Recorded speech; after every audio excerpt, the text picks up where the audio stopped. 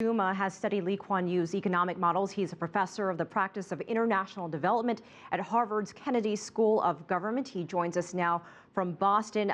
Thank you so much for joining us, Professor Juma. Give us an overview of Lee's political contributions to Singapore. We've heard a lot about his life, but let's talk about his political contributions. I think that his most important contribution was really influenced by the circumstances by which Singapore became independent. Singapore was expelled by Malaysia from the Federation. Basically, it was considered a failed state.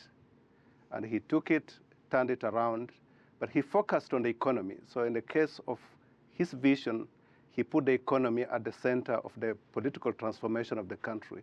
So the economy drove the politics rather than the politics driving the economy. And that's a huge difference from the way many other leaders have approached governance.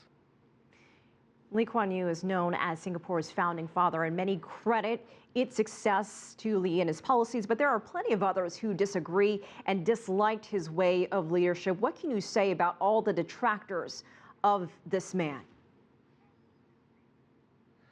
I think he was quite clear himself by saying that he worked with what he had at the time. He inherited a small country with no natural resources, and the only thing he had was the human resources of his population. So he put everything that Singapore had in getting the economy to grow. And because of that, he felt the obligation to protect his investments. And I think it would be a mistake to criticize him for protecting the investments he made for his country to survive. So it is true that he was a very strong leader. But he had reasons to be a strong leader. Well, let's talk about the international perception of Singapore and Lee Kuan Yew. We're hearing a lot of international reaction from all over the world. Was he just as controversial within Singapore as he was in some parts of the world? And what about the region, other Asian nations? I think that he was very candid and direct. He didn't suffer fools. And because of that, many world leaders really didn't get along very well with him, even though they received advice from him quietly.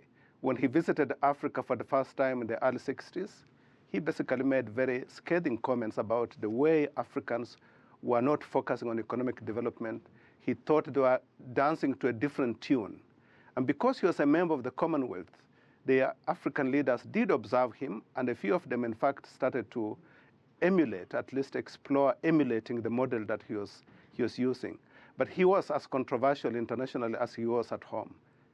Well, despite his age, he was still active in the country till the end. He hasn't been prime minister for quite a long time, but was still active in government. Will his policies and his way of thinking continue in Singapore? Will they live on? I think his vision of building the economy around human capabilities by focusing on entrepreneurship, innovation, and management. These are core principles that are not only Singaporean, but they are being emulated by other regions as well. I think if you look at the way China, for example, is managing its economy, there are clear elements there that resemble what Singapore did. So one can say that Singapore was actually a prototype for the global economy, because the future will be a more crowded world, a world with fewer jobs. Singapore focused initially on giving people jobs. And so because of that, I think he was a man ahead of his time. All right, Mr. Calestous Juma, thank you so much for joining us from Boston, Massachusetts.